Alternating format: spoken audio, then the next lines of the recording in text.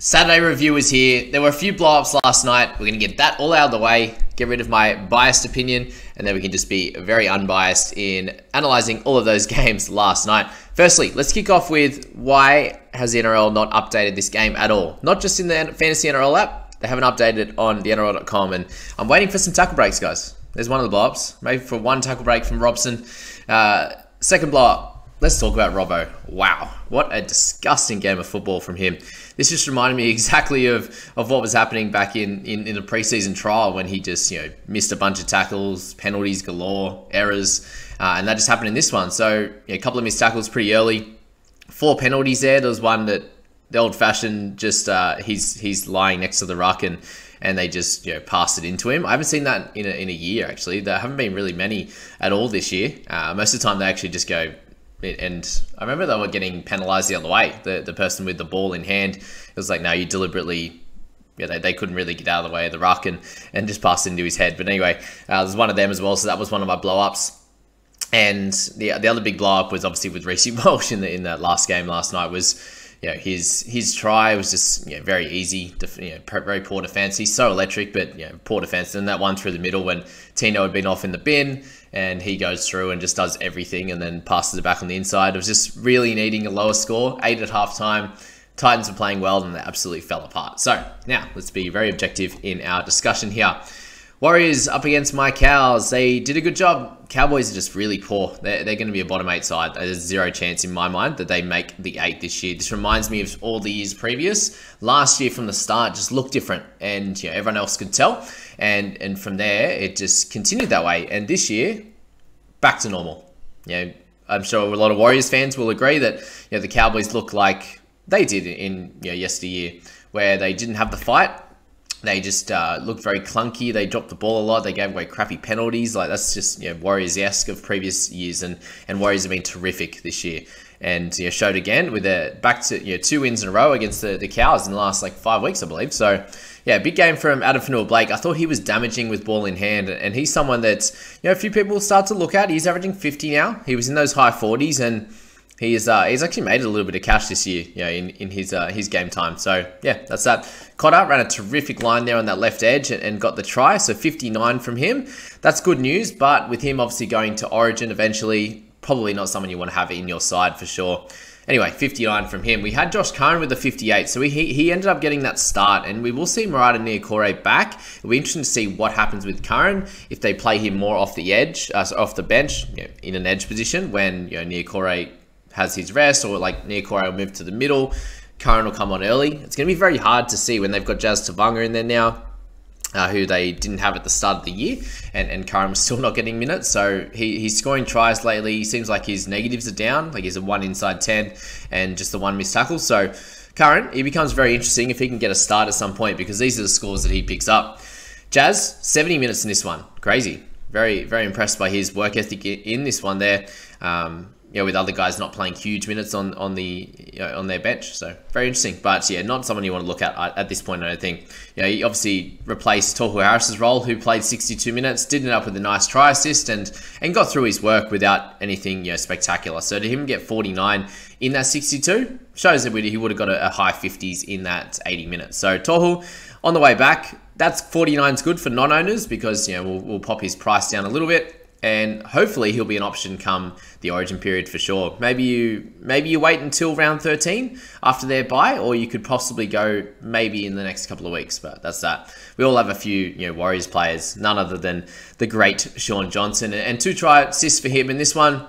Wasn't a perfect game overall. This game was so low at halftime. I think Robson was at 9, so overall pretty happy with the comeback, to be honest with you. But he was at 9 there. Johnson was at 13. And 40 was at 14. I think Johnson might get a couple extra before halftime, but on that Robson one, you wouldn't expect it. Grant gets 36, and a mid-30s score in the hooking position in 80 minutes from those top guns. You're like, that's not going to happen again. And Mr. Robson said, "Hold my beer. I can do you one better." Each and every week, he just seems to be slightly below him, and this is a real tough one for Robbo. We'll finish off with him now.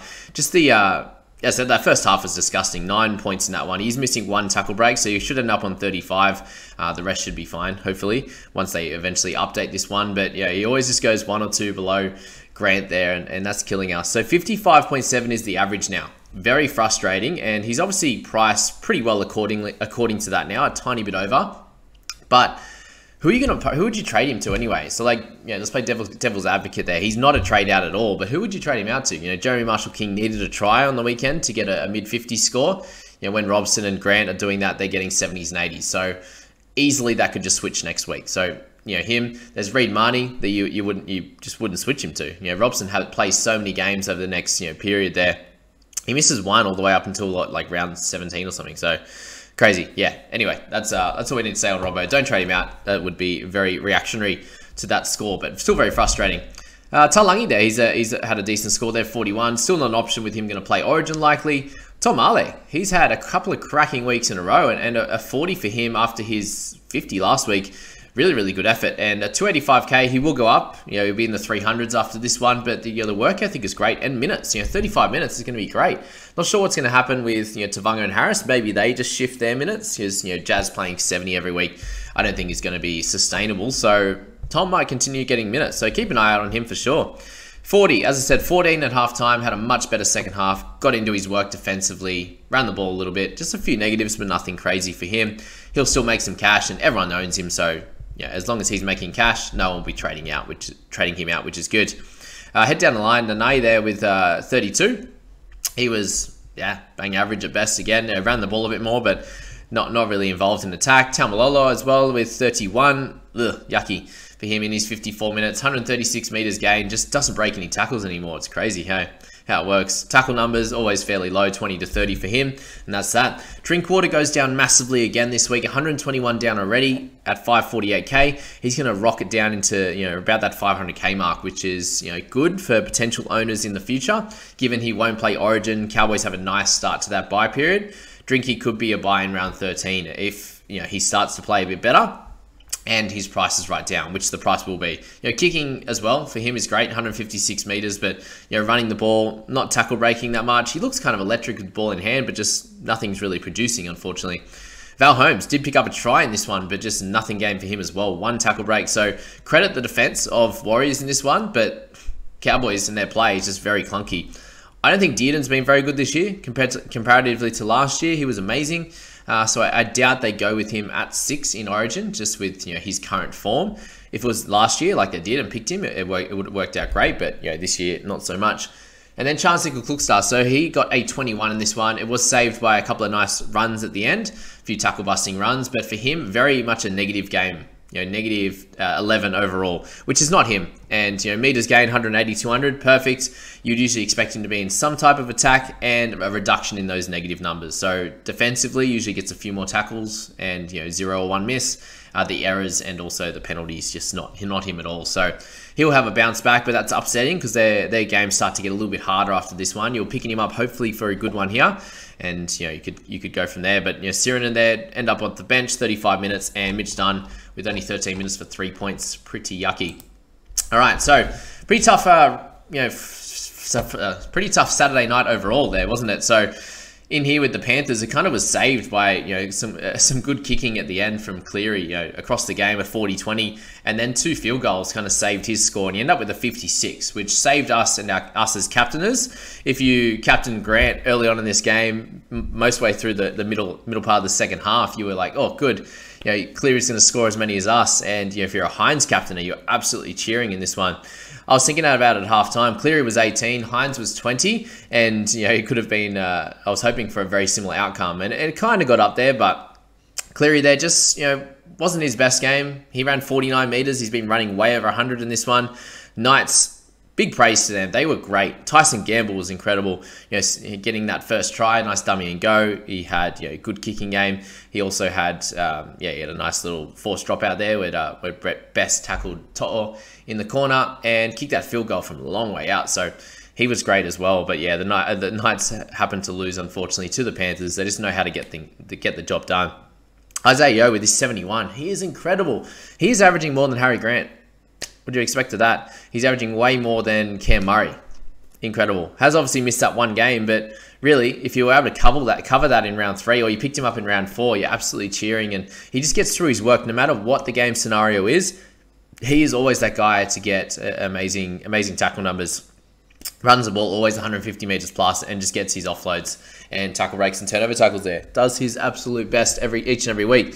The Kurt Mann and Crossland situation, we'll speak about that now. So Crossland played about the minutes that we thought, guys. So this game ended up going to extra time, obviously, but not much, just that first minute. But Crossland playing just over 65 minutes in the full time there, so the full 80 minutes there. So that was exactly what you'd hope for, and did pick up a try in that as well. So just to add insult to injury for those that didn't pick him up, like myself, I decided to fade him because he didn't get the hooking duel. If you traded him in and took my advice, then happy days. I'm very excited for you, because that just sparks his price rises now, and you know what his role is going to be like. I doubt they change much at all, because the Knights played really well. Yes, they didn't get the win, but I think that they keep things as is. He didn't run the ball out of dummy half, and that's going to be frustrating. He did pick up a turnover tackle and that try. So there's 12 extra points that most of the time you're not going to get. 43 tackles, 3 misses seems about right to me. So maybe you transfer that turnover tackle for some run meters.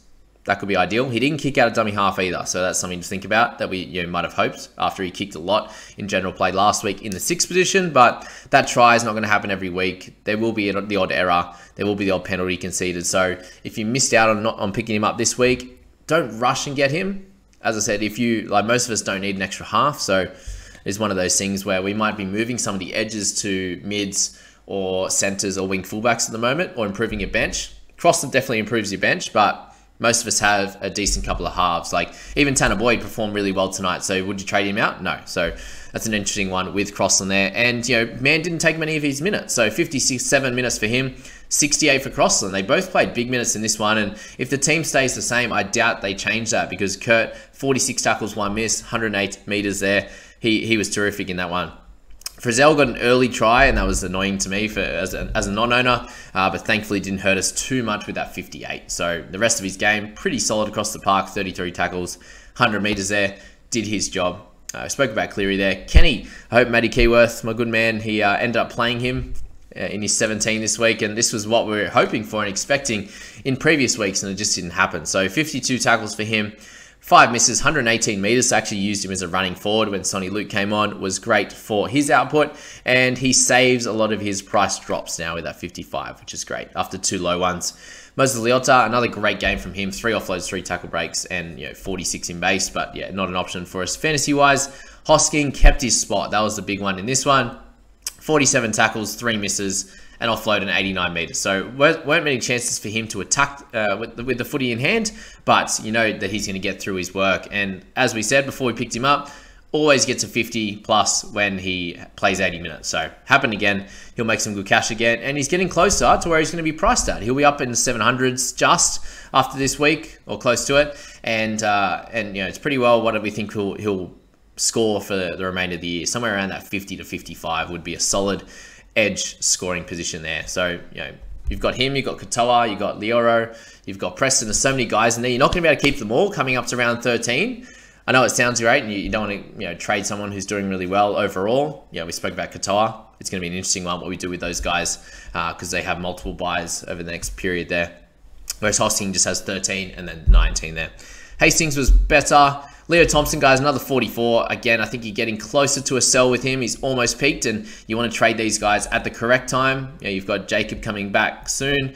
There's a few of these troops are going to come back in Adam Elliott and the like there. So Leo going to be one of those guys. Done an incredible job for you and continues to. He's been great in the minutes that he gets provided.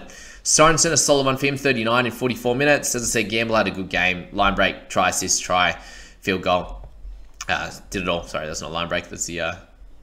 That is his field goal. No, field goal's there. All good. Play on. Edwards there, 35. So if you traded him in this week, very upsetting. Big run meters. No, like 1 tackle break there. Not great. Just the 1 line break. Had the try saver as well. So did a little bit of everything and still only 35. Very upsetting, especially if you spent 734 on him.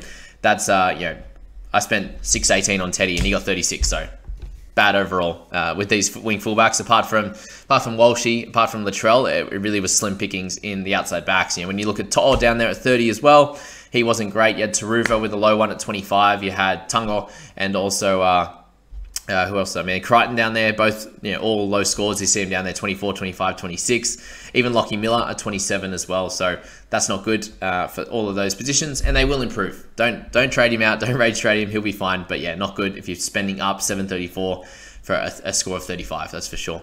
Marzuk, a 34 for him. So still his tackle breaks. Had a turnover tackle, had an offload, but still only a 34.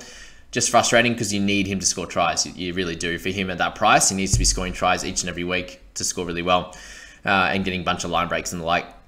30. So got to try early, and then just was really slim pickings for him in this type of game. Back and forth, you saw Isaiah Yeo with the big base stats, and that's where it worked out best for him. Speaking of Bradman, he had a solid game there overall. He's looking better and better every week, and very happy for him and his output there. You got Gags there with 27, so much lower score for him, and all of the outside backs, Marzu, Guy, Miller, all been doing really well, and just come back to the pack in this one. So again, don't be rushing to trade anyone out. It's an unfortunate game, an unfortunate round really for low scores, but no HIAs, no injuries. It's been great on that front, but just everyone's just scoring really low, and the games are very stop-starty, and it's a bit of a shocking one. Not great viewing for us as well, and a lot of teams that we didn't think were going to go well are in Knights and the like there. So that's that. Sonny Luke, 36 minutes for him. Did get a try saver. He did increase his stats in the update, which is good, but 5 missed tackles and an error. Not really ideal. Did get a forced dropout, which he seems to be getting most weeks, and he will make a little bit of cash, but 23 is like, oh, come on, man. Just get a couple of 30s in a row. Don't trade him out. He'll be fine. Liam Martin went off after 34 minutes. He did look like he was hobbling a bit, so no point keeping him on there, especially now if he's not completely well. So that's all I could see in that time. I haven't heard anything since, but just before they took him off after that forced dropout, he was limping a little bit, and then he didn't play the rest of the game. So that was that with Liam Martin, and a nice 5 from Bertie Jones to destroy his any money making potential for him. Okay, Titans and Broncos. Can we just talk about how much we love our great man, Payne Haas? Again, just the easiest watch in Australia. 30 tackles, 5 tackle breaks, 2 offloads, and 187 meters, and no negatives. It's just great. Like, why can't everyone just be like him? We'd all just be happy, watching our footy. For Feeder there, 67. So he's becoming one of those top guns again this year. 60 average now, 67 this week, without a try again. But just everything across the park: line breaks, line break assists, offloads, and tackle breaks to go along with actually a lot of work this week. 36 tackles and 170 meters. So happy days for him. And anyone who owns him there are a chunk, 7% there. Nothing crazy, not as many as Payne Haas, thank goodness. All right, Adam Reynolds, 58 for him. He was a bit of a slow burn through this game as well, very low at halftime. And the same as Walshy there, but they both happened to do really well. Got a try assist, got a field goal in that one, then 7 goals as they just went on a bit of a rampage in that second half. And that was that for Reynolds, and you just hold these guys until they catch injuries, basically, because he'll do his job. He doesn't play Origin. Lock him in long term. Walshy, so I lost out on 21 points, picking Teddy over Walsh. Walshy does have a harder bunch of games coming up. Teddy has an easy bunch of games. Easy, based on what we think. Walshy's going to play Panthers and Storm and all those teams in the next little bit. So that's why we picked Ted. But Walshy makes some more money again. He's going to be up around that 650 mark, and if you're still looking at him, just be aware of those games. But he just looks electric and just does his thing. A couple of line breaks there, try assist, just doing it all. Very low as at halftime, and he's done that multiple times now, and it makes sense. You're a grindy type of team. You're in the fight there, and then you just dominate the end. That's where Cleary gets a lot of his points in that last 20 or 30 minutes as usual. Mo Fotuaika, another good game for him. So 46.7 average now. Again, still not looking at him, but that's that. Tanner Boyd, 47. Oh, I forgot about the other blow up. Tanner Boyd and Jaden Campbell. If you guys remember the try, it was Arthur's down the left-hand side. Tanner Boyd comes over 5 meters out from the try line, goes for like a shoulder charge or whatever, misses him, so basically like hits him a little bit and misses him and goes flying over into the sidelines, and then Campbell tackles him out.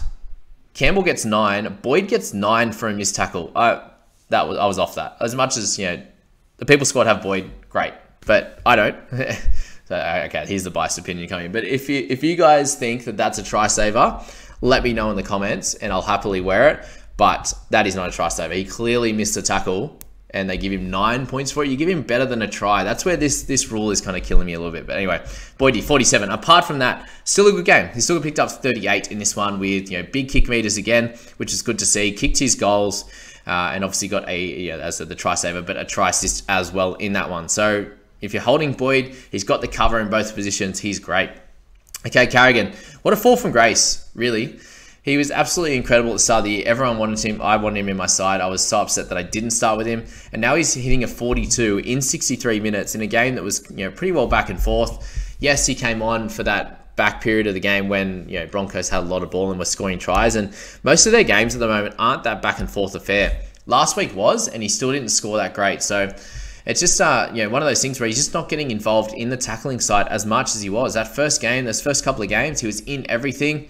And he just hasn't been there now. And averaging 51.6, he hasn't lost any money for you, well, 7K, but he hasn't, that's mainly just for the last bunch of rounds. And it shows you what that rolling average does. Because if you were to say he averaged 51.6, you're like, yeah, he'll be bang on, tad over 700. And now averaging that, he's going to be down in the 600s, which is crazy to see. And he probably is a trade out. He won't be around during Origin time. And yeah, I understand why you move him on now. It's a lot of money to sit there and cop 40s every week, but it has also been a really tough week. So that's that.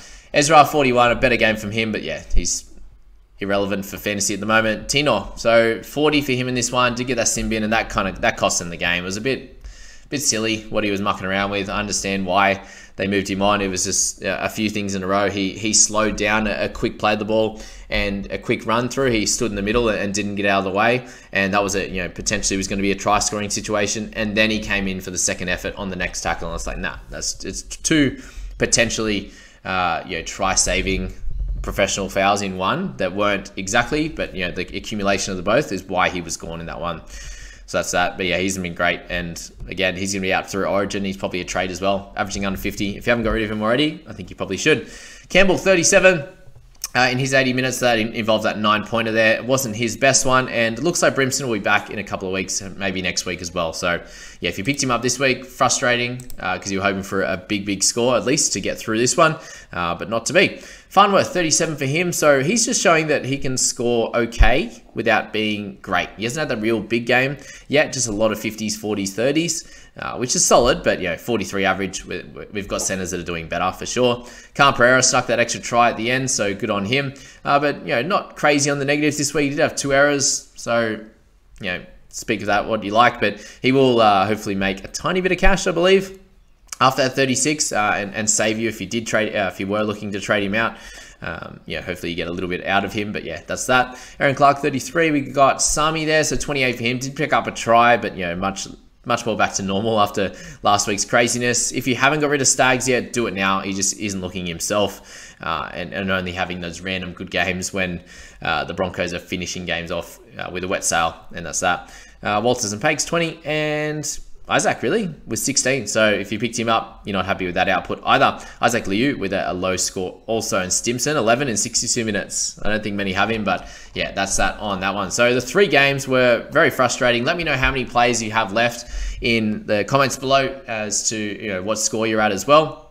I think I'll be happy if I have a middling week. I don't think I will. I think I'll lose a few ranks here and end up outside the top 1,000, but it's really going to depend how the team lists are for the Eels game, and if it's all normal, I'm bringing in Moses. If Moses can get 70 plus, I think we're sweet. If he gets like a 45 or 50, I would definitely lose ranks this week, and we're really cheering on Paul Alamotti in that last game. I don't have anyone in this Dragons one, so they could really bite me in the ass if Tyrell Sloan and Jack Bird do really well, but other than that, it's Tapani up top, and if he gets a normal score, that's fine. But yeah, it's really Bird and Sloan that I'm worried about. And then I've got plenty of plays in that last game. So good luck with the rest of the games, guys. And I can't wait to see you in the next video.